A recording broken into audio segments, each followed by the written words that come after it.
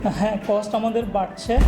পৃথিবীর ফোকাসটা এখনও বাংলাদেশের দিকে খুব ভালোভাবেই আছে, স্পেশালি অ্যাপারেল ইন্ডাস্ট্রিতে। সো আমি বলবো যে এটাকে কস্ট লিভার হিসেবে না দেখে সাস্টেনেবিলিটি এনেবলার হিসেবে দেখলে আমাদের জন্য লং রানে চিন্তা করাটা সহজ হবে।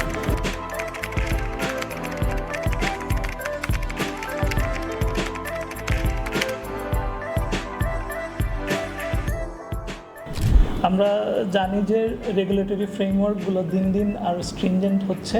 সামনের দিনগুলোতে আমাদের কাছে বায়াররা আরও অনেক ধরনের রিকোয়ারমেন্ট নিয়ে আসবে। সো আমরা এগুলোকে অপরচুনিটি হিসেবে যদি নিই, লং রানে চিন্তা করাটা সহজ হবে।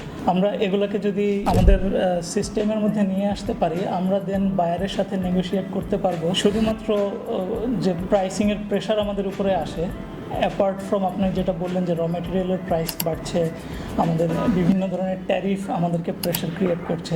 সো এই সবগুলো আসতেই থাকবে। লিস্ট ডেভেলপমেন্ট কান্ট্রি থেকে আমরা যখন আস্তে আস্তে করে উপরের দিকে যাব, আমাদের জন্য এই ধরনের আরও অনেক কিছু জিনিসপত্র চলে আসবে।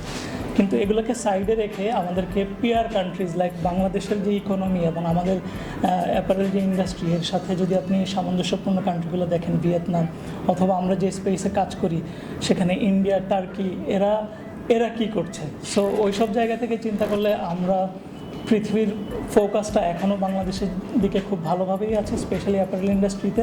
আমাদের ওভারঅল ইকোনমির একটা বড় পার্ট হচ্ছে এই সেক্টর। আপনি কার্বন রিডাকশনটাকে এমন একটা পর্যায়ে নিয়ে যাবেন যে পৃথিবীকে আপনি আর ক্ষতিগ্রস্ত করবেন না। বিজনেসকে এখন শুধু প্রফিট দিয়ে না, প্ল্যানেট এবং পিপলকেও কানেক্ট করে বিজনেস মডেলগুলোকে ডেভেলপ করতে হয়। সো সেই জায়গা থেকে আমি বলবো, হ্যাঁ, কস্ট আমাদের বাড়ছে, এটা সত্যি। শর্ট রানে এটা আমাদেরকে ফাইন্যান্সিয়ালি একটু বার্ডেন আমরা ফিল করব, but over the year long রানে এটা আমাদের জন্য হিউজ একটা অপরচুনিটি।